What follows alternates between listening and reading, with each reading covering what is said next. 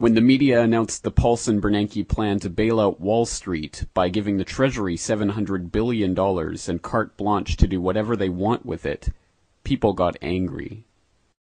You're talking about a bailout for like some of the wealthiest banks in the world, but yet we can't seem to help our own citizens who are having foreclosure crises. No deal for Wall Street! No deal for Main Street! Main first! Main Street first! Main Street first! But if people are upset over this proposed $700 billion plan, why are they not equally upset by the $188 billion per day that was actually created by the Federal Reserve last week alone to help prop up the failing investment banks? Or the $630 billion the Fed pledged to inject into the system as soon as the bailout was rejected? The fact is that in the last week alone, more than $1.5 trillion have been made available in sweetheart loans to Wall Street by the Federal Reserve, America's central bank. The name Federal Reserve conjures a reassuring image of a federally operated bank lending out its physical reserves. But there are just two problems with that perception. Oh, absolutely. The Federal Reserve is neither federal and has doubtful reserves. What is little understood, even by Congress, is that when the Fed makes these loans, it is not lending out actual money from its physical reserves. It is in fact using its bank charter to create money out of thin air.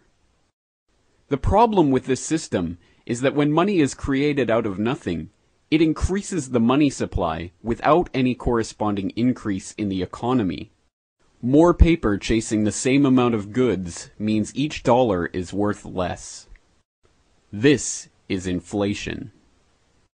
The effect is the exact same as if the Federal Reserve went into your bank account and took a percentage of your savings. Ron Paul explains. But I maintain really that inflation is a tax, and if the Federal Reserve and you as chairman have this authority to increase the money supply arbitrarily, you're probably the biggest taxer in the country.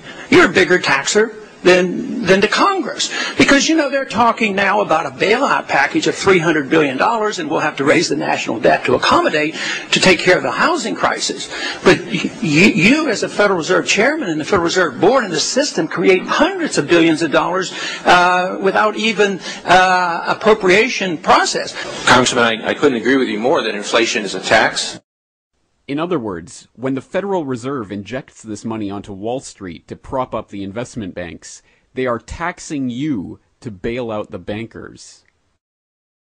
And if people are upset about this $700 billion proposed bailout, why aren't they upset about the $2.3 trillion that the Pentagon blithely admits has gone missing from their coffers?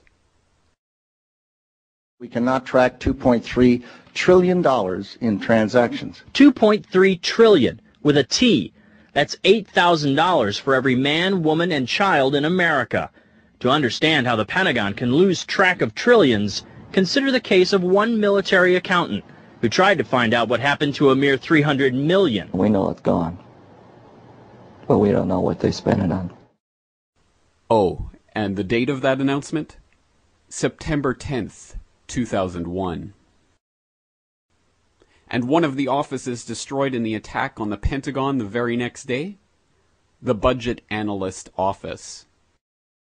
That plane had come directly under our section of the offices. The Army Budget Office, where 38 Army employees were killed, was directly beneath us. But surely we can trust that this $2.3 trillion is insignificant, and that Rumsfeld was justified in brushing off questions from Congress about the matter. Fiscal year 1999, 2.3 trillion missing. Fiscal year 2000, 1.1 trillion missing. And DOD is the number one reason why the government can't balance its checkbook. I've forgotten what the second question was. I think Ms. Jonas knows it. Okay. But if people aren't concerned about the hidden Federal Reserve inflation tax, or the trillions missing from the Pentagon, Perhaps this number will give them pause for thought. 1 quadrillion.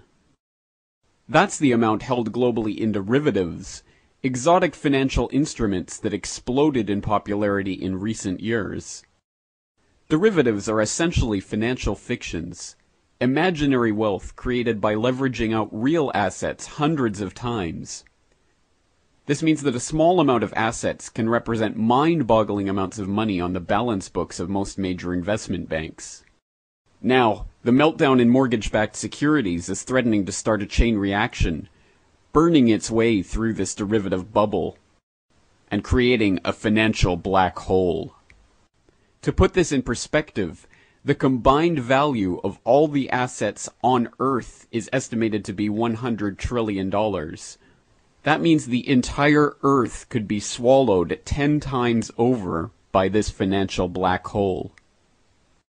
So if we're upset over the $700 billion plan, why aren't we concerned about the trillions plundered by the Fed, the trillions missing from the Pentagon, or the quadrillion-dollar derivative bubble? Could it be because the controlled corporate media is trying to distract us from the real issues by telling us we've already won the fight? That the bill would pass. Well, they knew, and everyone was very careful and very diligent to say that they knew this was going to be a tough vote. It's a tough vote to vote for because you're talking about potential price tag of $700 billion, no matter what party you stand with. But